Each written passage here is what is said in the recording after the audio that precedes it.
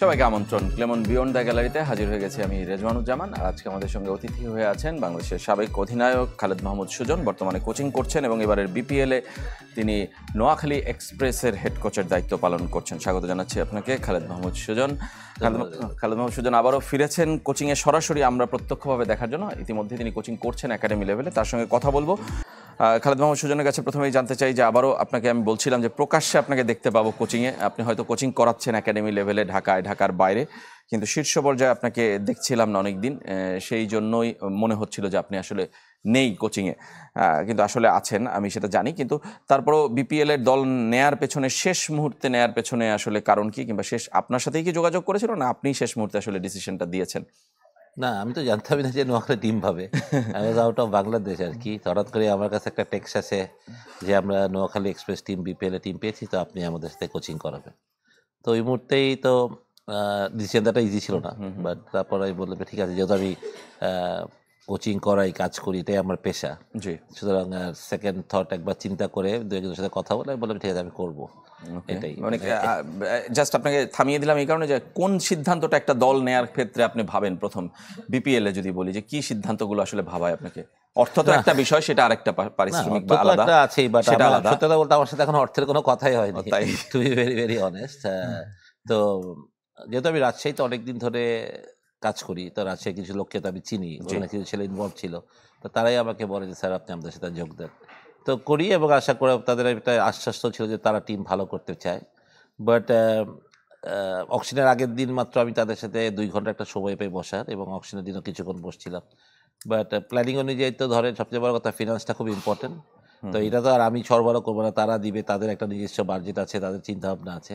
তো অক্সফোর্ড টেবিলেও আমরা সেটাই রিফ্লেক্ট হয়েছে আসলে বেশি, যে আমি যে খুব বড় মানের বড় বাজেটের দল বানিয়েছি তা না, বাট মিডিয়াকার একটা দল বানাতে যারা ছিল তাদের, এটাও তাদের একটা ব্যাপার ছিল যে তারা মাত্র 3 দিন আগে ফ্র্যাঞ্চাইজি ওনারশিপটা পেয়েছে, হয়তো গুছিয়ে উঠতে পারেনি অনেক কিছু, হয়তো ইজি না একটা অত বড় টুর্নামেন্টে পার্টিসিপেট করা চালানো।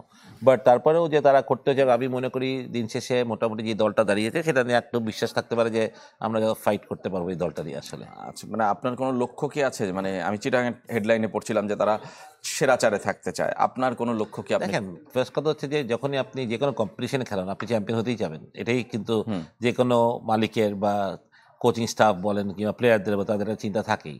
বাট বাস্তবতাটা হচ্ছে যে আপনি আসলে কতটুকু ব্যালেন্স দল হলেন। তো আমি সোফার এই পর্যন্ত বলতে পারি, আমরা কয়েকটা বিদেশি সাইন করার পর এখন আমরা বলতে পারি যে আমরা একটু ব্যালেন্স দল হয়েছি। যেসব জায়গায় একটু ঘাটতি ছিল সেই জায়গাটা প্লেয়ার আমরা নিয়েছি, বাট আরও কিছু স্কোপ আছে আমাদের। আমরা যদি একটা lower middle order batsman plus মানে মেনলি ফাস্ট বোলার কাম যে ব্যাটিং করতে পারে, একটু মারতে পারে 7-8 নম্বরে গিয়ে, এরকম একটা প্লেয়ার যদি অলরাউন্ডার পাওয়া যেত তাহলে হয়তো টিমে যেত আরও বেশি ভালো হতো। বাট নেভারদালেস আমি মনে করি যে প্রথম লক্ষ্য তো 4-এ যাওয়াই। আমার মনে হয় যে প্রথম 4-এ যাওয়াটা একটা ইম্পর্টেন্ট। তারপর নকআউট ফেজ হয়, নকআউট ফেজে তো এনিবডিজ ডে এনিবডিজ গেম হতে পারে, বাট ওইটাই। বাট চ্যাম্পিয়নশিপের সবাই চায় যে আমরা চ্যাম্পিয়ন হই, এটা সবারই এক্সপেকটেশন। আপনি যদি নোয়াখালী ফ্যান বেস দেখেন তাদেরও এটাই চিন্তা, যে বাট রিয়েলিটিটাও চিন্তা করতে হবে। আমি যে কথাটা বললাম যে মানে রংপুর কিংবা যেই দল, রাজশাহী, ঢাকা এরা পরের দিকে ভালো দল, মানে কম্পিটিটিভ দল সবকটাই আমি মনে করি। তো এই টুর্নামেন্টটা এমন একটা ফরম্যাটের খেলা হয় যেখানে আপনি বলতে পারবেন না যে মানে আপনি জিতবেনই বা হারবেন, এটা ফরম্যাটে 2 ওভারে 3 ওভারে খেলা ঘুরে যায়। তো বাট আমাদের সেই দলটা আছে, মানে এমন কিছু প্লেয়ার আছে যারা কিন্তু একাই সিঙ্গেলি ম্যাচ ঘুরাতে পারে। তো আমি বিশ্বাস রাখি যে দলটা নিয়ে ভালো কিছু করা সম্ভব। নোয়াখালীর কথা বলছিলেন যে ফ্যান বেজ আছে, সেটার প্রেশারটাও কি ফিল করতে শুরু করে দিয়েছেন কিনা? না, আমি সেটা একবারই ফিল করি না। আমি এইসব নিয়ে আমি কোনো প্রেশারে ফিল করি না। বাট আমি নোয়াখালী মানে আমার বিভিন্ন ইন্টারভিউ আমি অলরেডি দিয়েছি এই পর্যন্ত। তো আমি তাদের কাছে একটাই রিকোয়েস্ট করেছি যে বাংলাদেশের সাপোর্টিং কালচারটা যেন নোয়াখালী এক্সপ্রেস চেঞ্জ করে, নোয়াখালীর মানুষ। মানে যেটা আছে যে আমাদের যেটা এক রকমের, মানে ভালো করলে কাঁধে উঠায় দিয়ে নাচা, খারাপ করলে তাকে রাস্তায় নামা দেওয়া, গালি দেওয়া বা বদনাম করা, এবং ওই যে মাঠে ভুয়া ভুয়া শব্দটাও আমাদের দেখছিলাম যে ওয়েস্ট ইন্ডিজের ক্যাপ্টেন এসে আমাদের শিক্ষা দিয়ে গেছেন, আমি মনে করি। সে আমি নোয়াখালী এক্সপ্রেসের নোয়াখালীবাসীদেরকে যারা নোয়াখালীকে সাপোর্ট করবে, এমন না যে নোয়াখালীর লোকরাই শুধু নোয়াখালীকে সাপোর্ট করবে অথবা অন্যখানের লোকও আমাদের নোয়াখালীকে সাপোর্ট করবে। তো তাদেরকে আমি একটাই বলবো, তারা যাতে জয় পরাজয়টা মেনে নেয়। আমি বলি যে এই ফ্র্যাঞ্চাইজিটা 5 বছরের জন্য ফ্র্যাঞ্চাইজি পেয়েছে, সুতরাং এটা নতুন একটা বছর, প্রথম বছর তাদের জন্য। হয়তো আমাদের ভুলটি থাকবে, খেলা হারবো জিতবো এরকম অনেক কিছু হবে, বাট টিমের সাথে যাতে তারা সাপোর্ট করে। এবং টিম এটা একটা, আমি যেটা বললাম যে একটা আমাদের এই সাপোর্টিং কালচারটা ডেভেলপ করাটা খুব ইম্পর্টেন্ট আমি মনে করি। কারণ এই ফেসবুক বা আমাদের যে মানে সোশ্যাল মিডিয়াতে যেরকমভাবে প্লেয়ারদের নামে তির্যক মন্তব্য করা হয়, আমার মনে হয় এখান থেকে বের হওয়াটা খুব হাই টাইম হয়ে গেছে। কারণ player end of the day তারা পারফর্ম করার জন্যই খেলে, অনেক সময় তারা সাকসেস হয়, অনেক সময় পারে না। সেই না পারার সময় তাদেরকে গালমন্দ করাটা আমার মনে হয় যে মানে healthy criticism is always accepted, but যখন আপনি নেগেটিভ বা কোনো পার্সোনাল অ্যাটাক করবেন এটা কিন্তু আসলে মনে হয় না ঠিক। তাই আমি ওইটাই চাবো যে পরিবারকে টেনে আনে কিংবা ব্যক্তিগত আক্রমণ করে। Exactly, এটা আমি চাই যে নোয়াখালী এক্সপ্রেসের সাপোর্টাররা একটা নতুন একটা সাপোর্টিং কালচার ডেভেলপ করবে আসলে। অবশ্যই আমরা দেখতে চাই নোয়াখালী প্রথমবারের মতো অংশ নিচ্ছে এবারের বিপিএলে। দর্শক আছেন আমাদের সঙ্গে, আমরা ফোন নিতে চাই, পরিচয় জানিয়ে আপনার প্রশ্ন অথবা মতামত জানাবেন। হ্যালো ভাই, আসসালামু আলাইকুম। ওয়ালাইকুম আসসালাম। আমার সুজন ভাইয়ের কাছে দুটো প্রশ্ন ছিল। জি বলেন। আচ্ছা সুজন ভাই, আপনি যে নোয়াখালী রয়্যালসের কোচ, আপনাদের টিমের যে মানে টিম ম্যানেজমেন্ট, তারা ফিক্সিং এর বিপিএল এবার ফিক্সিং এর বিরুদ্ধে কতটুকু স্বেচ্ছার? আর দ্বিতীয় প্রশ্ন হচ্ছে আপনাদের যে বিদেশি কালেকশন, প্রথমে আমরা দেখছি জনসন চাল, কুশাল মেন্ডিস, আবিষ্কার, এখন দেখছি কি মানে যাদের নামও জানি না তারা বিপিএল আসছে, তাদের মানে তাদের দিয়ে কিভাবে আপনারা টিম চালাবেন এই বিষয়ে? আচ্ছা, দুটো প্রশ্ন আপনার, যে বিপিএল এ নোয়াখালী ফিক্সিং এর বিরুদ্ধে কতটা সোচ্চার, এবং নাম না জানা বিদেশিরা বিপিএল এ আসছে, নোয়াখালী কাদেরকে নিচ্ছে বিদেশি হিসেবে? না, ফিক্সের বিষয়ে আমার মনে হয় অবশ্যই সোচ্চার। মানে আমার মনে হয় যে তারা আমাকে একটা কথাই মেসেজ দিয়েছে, স্যার আমরা চ্যাম্পিয়ন হওয়ার জন্যই লড়বো। So I am very happy with that, তারা এই পজিটিভ মনোভাবটা আছে। তো এটা আমাকে দারুণভাবে ইতিবাচক লেগেছে তাদের এই কথাগুলা। আর সেকেন্ড কথা হচ্ছে যে নাম না জানা ফরেনার বলতে গেলে আমরা যাদেরকে নিয়েছি, হায়দার আলীর আগেবার খেলে গিয়েছে একটা ফ্র্যাঞ্চাইজিতে বিপিএলে, ইসানুল্লাহ, আমি যেটা বলি যে পাকিস্তান দ্রুততম মানে পিছিয়ে আমরা ওর অনেক খেলা দেখেছি, যদিও মাঝে ইনজুরি ছিল, এখন মনে রিকভারি করেছে ভালোভাবে। আমরা নাজাদ সাদাকাতকে নিয়েছি যে রাইজিং স্টারে পাকিস্তানের মানে ওই টুর্নামেন্টের হাইয়েস্ট রান করেছে। আমরা মোহাম্মদ নবীকে নিয়েছি যে পরীক্ষিত সৈনিক, আফগান দলের ক্যাপ্টেন ছিলেন এবং আমাদের দলে খুব ইম্পর্টেন্ট রোল প্লে করবেন। আমি মনে করি আমার টপ স্পিনারে খুব সংকট ছিল, বাট যদিও আমরা হয়তো প্রথম থেকে তাকে পাবো না, বাট থার্ড ম্যাচ থেকে আশা করি তাকে পাবো আমরা, হয়তো থার্ড ফোর্থ ম্যাচ থেকে সেক্ষেত্রে আমাদের একটা প্রবলেম সলভ হবে। আর বাকি যারা আছেন, আমরা পাখতুন যে জাহির খান পাখতুনকে সাইন করেছি, চায়নাম্যান, আফগানিস্তানি বোলার, আমরা খুব কার্যকরী একজন বোলার। আমরা আরও 2-3টা সাইনিংয়ের ব্যাপারে কথা হচ্ছে, তো দেখা যাক। যে আমি মনে করি যে একদমই খারাপ দল হবে না, আমি মনে করি। মানে এই প্লেয়ারদের যেটা বললেন, যেটা খুব পরিচিত না, সেটা সত্য কথা একদমই, কিন্তু আপনি মনে করছেন যে আপনার দলের জন্য কার্যকরী পারফরম্যান্স, আমি এটুকু বলবো। ওকে, মানে দলের কম্বিনেশনের জন্য এবং কিছু অচেনা লোক আসলে নতুন করে মানে ভরকে দেয় ব্যাটারদের। এটা কিন্তু যে ভাই যে প্রশ্নটা করলো, এই ভাই ওয়াজ মানে একদম স্পট অন, যে এই যে বাইরে অনেক প্লেয়ার আছে যাদেরকে আমরা অনেকেই চিনি না, হয়তো বা সাপোর্টাররা চিনেন না। এটা একটাই কারণ যে বিশ্বব্যাপী আপনার এই টি-20 ফ্র্যাঞ্চাইজি, যারা আপনি যদি দেখেন আইএল টি-20তে এক এক টিমে মনে 25-30টা করে প্লেয়ার, তাদের কীভাবে প্লেয়ার পাবে? প্লেয়ার পাওয়াটা আসলে ডিফিকাল্ট হয়ে গেছে সত্যি কথা বলতে গেলে। তো এটা একটা কারণ যে আমরা অনেক সময় ইচ্ছা থাকা সত্ত্বেও অনেক ভালো ভালো নাম করা প্লেয়ারদেরকে আনতে পারি না, বা ফ্র্যাঞ্চাইজি ফি মানে দেরও থাকে যে বাজেটটা অনেক বেশি হয়, একটা প্লেয়ারের ডিমান্ড অনেক বেশি হয়। ধরেন একটা ম্যাচে তাদের ডিমান্ড হয় $30-35,000 মানে একটা ম্যাচে, ইটস নট যে ফুল টুর্নামেন্ট। একটা ম্যাচে $30,000 is huge money for any franchise owner আসলে।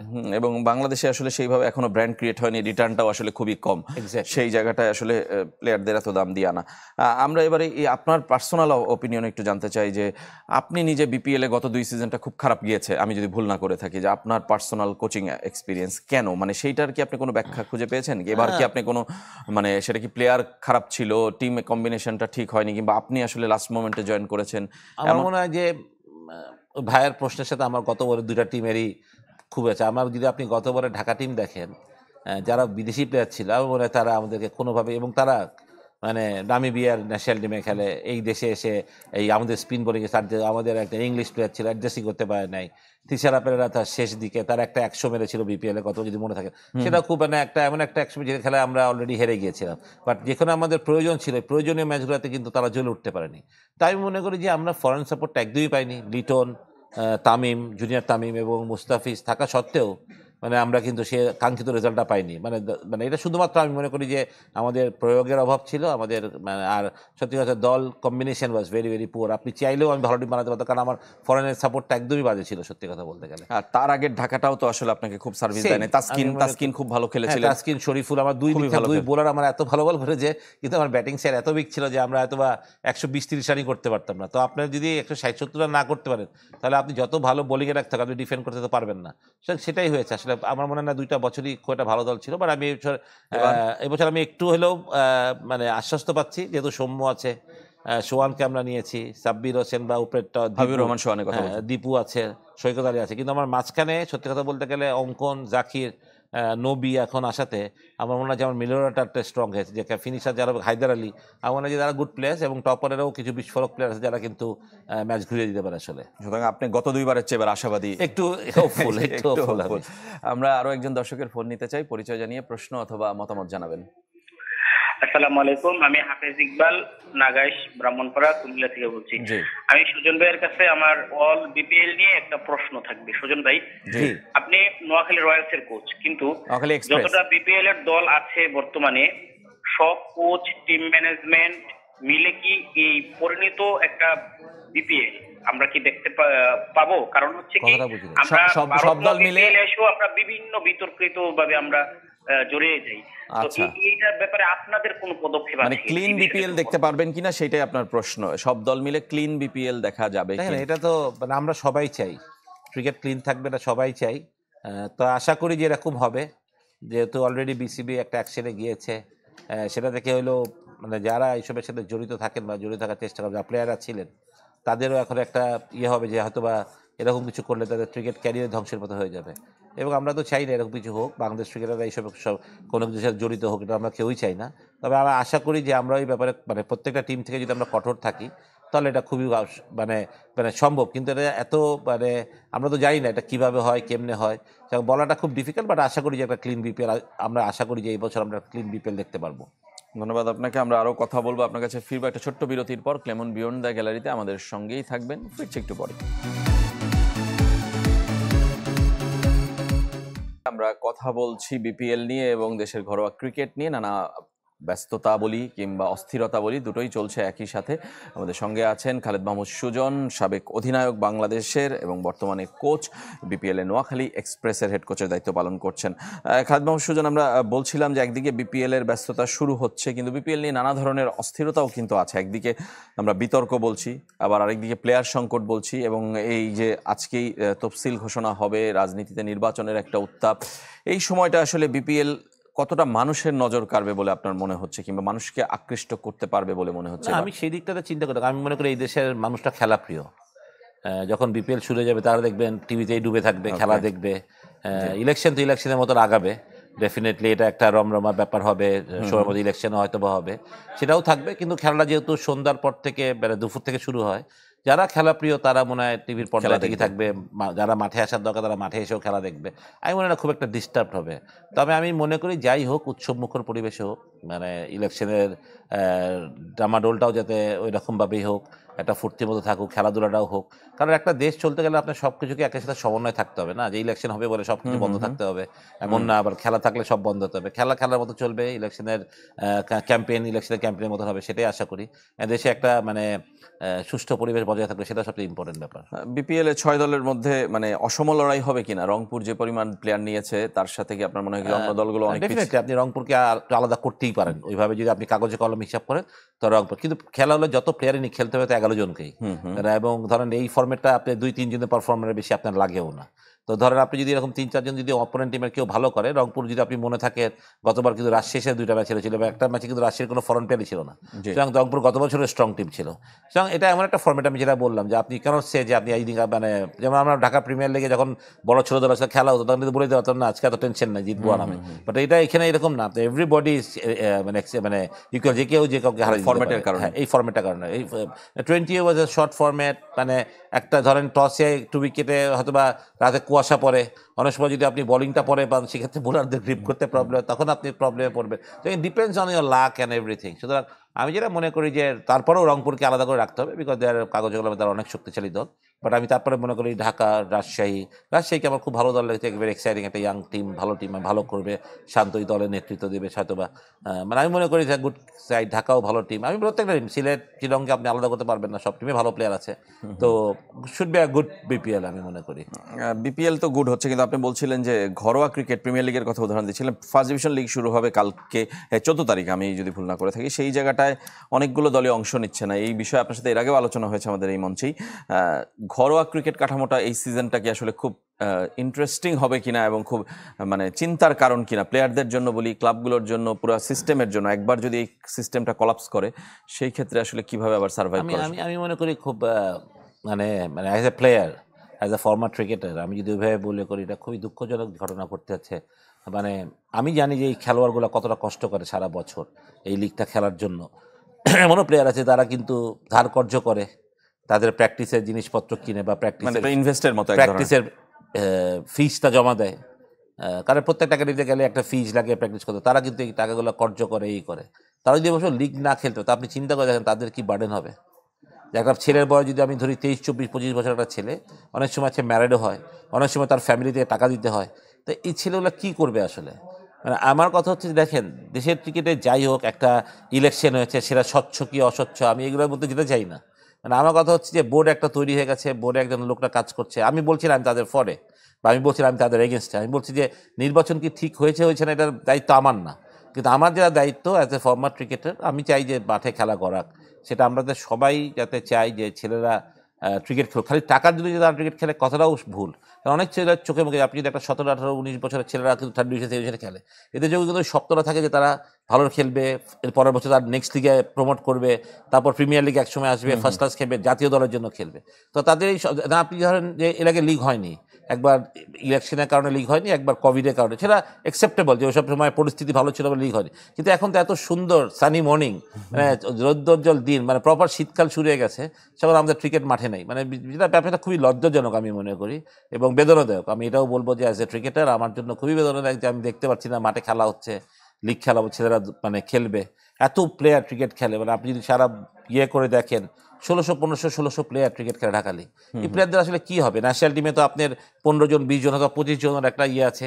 ফার্স্ট ক্লাস ক্রিকেট হয়তো বা আপনার 120 জন প্লেয়ার খেলে বা 160 জন প্লেয়ার খেলে।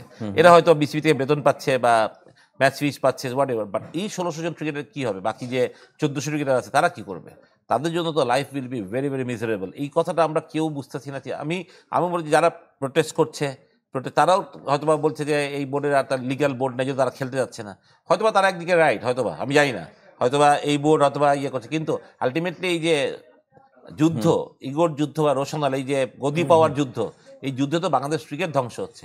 এটা নিয়ে আমরা কয়জন চিন্তা করছি? চিন্তা করাটা আমার মনে হয় যে খুব সময় এসছে। আমি রিকোয়েস্ট করবো অন দিস আপনার এই অনুষ্ঠান থেকে যে ভাই যেটাই আছেন লিগ খেলেন, ছেলেদেরকে বঞ্চিত করেন না খেলা থেকে। একটা বছর পিছিয়ে যাওয়া মানে একটা ছেলের ক্যারিয়ার অনেক কিছু, সত্যি কথা বলতে গেলে তার ফিনান্সিয়াল বলে সব কিছু তার অনেক ক্ষতি। তাই আমি রিকোয়েস্ট করবো যে যা ইয়ে আছে সেটা অন্যভাবে সমাধান করা যায় কিনা আমি জানি না, বাট মাঠে খেলবো না এই জিনিসটা আমার মনে হয় না। মানে নির্বাচনে আপনি বলি, তামিম ইকবাল বলি, তারাও একটা পক্ষ ছিলেন, আরেকটা পক্ষ আরেক ছিল, সেইখানে বিরোধ ছিল, কিন্তু আপনি এখন আবার সেখান থেকে সরে এসে প্লেয়ারদের পক্ষ নিচ্ছেন। তামিমও তাই। আমি একটা প্রেস কনফারেন্সে গিয়েছিলাম, মডার্ন ক্লাবে যে প্রেস কনফারেন্সটা হয়েছিল সেটা আমি গিয়েছিলাম কিন্তু 15টা ক্লাবকে ফিরিয়ে দেওয়ার জন্য। জি, কারণ আমার কথা ছিল এই 300 প্লেয়ারের কি হবে? এই 15 ক্লাবে 300 প্লেয়ার ওরা তো মিস করবে, ওরা তো কি হবে? তখনও প্লেয়ারদের কথাই আপনি ভেবেছেন? আমি প্লেয়ারদের কথা, আমি কিন্তু এই ইলেকশন নিয়ে আমি কোনো কথা বলিনি। আমার ছিল একটাই জিনিস যে 15টা ক্লাবকে ফিরিয়ে দেন, তারা ফিরিয়ে দিয়েছে। এখন আমি যদি কোনো ক্লাবের প্রেসিডেন্ট থাকি, আমি যদি আবার এই স্ট্যান্ডে যাই যে আমার ক্লাব খেলবে না, তা আমার ওই স্ট্যান্ডও তো ভুল ছিল তাহলে 15 প্লেয়ার ক্লাবকে ফিরিয়ে দেওয়ার। কারণ আমি এটার মধ্যে তা বিং এ ফর্মার ক্যাপ্টেন, আমার যেসব ক্লাবকে আমি রিপ্রেজেন্ট করি, আমি মনে করি আমার ক্লাবগুলো মাঠে অবশ্যই খেলবে। কারণ আমরা প্লেয়ারদেরকে কন্ট্রাক্ট বানিয়ে দিয়ে দিয়েছিলাম, তাদের সাথে কথা বলে ফেলেছিলাম, তাদের আমরা ক্যাম্পও করেছি রাজশাহীতে। এবারে আমি অনেকগুলো এগিয়েও গিয়েছিলাম। তো যেমন আমার 2-3টা টিম কিন্তু রাজশাহীতে ট্রেনিং করেছে, তারা ম্যাচ খেলেছে নিজেদের মধ্যে নিজে। তা আমার preparation was always there. But এই মুহূর্তে থেকে আমি সরে যাওয়াটা, আমি দেখেন এখানে আমি ক্রিকেটের পক্ষের লোক, ক্রিকেট মাঠে হবে আমি এই পক্ষের লোক, সুতরাং এটাতে আমি কোনো পক্ষ বা দল আমি হিসাবে করতে চাই না। আর আমি ক্রিকেট বোর্ডের কাউন্সিলরও নাও, আমি কাউন্সিলর থেকে আমার নাম প্রত্যাহার করেছি যে আমি ক্রিকেট বোর্ডে যাওয়ার আবার আর কোনো ইচ্ছা নেই, ওই চেয়ারের কোনো ইচ্ছা আমার নাই। আমার কথা হচ্ছে ক্রিকেট খেলাটা ঠিক মতো করেন আপনারা, তাহলেই হবে।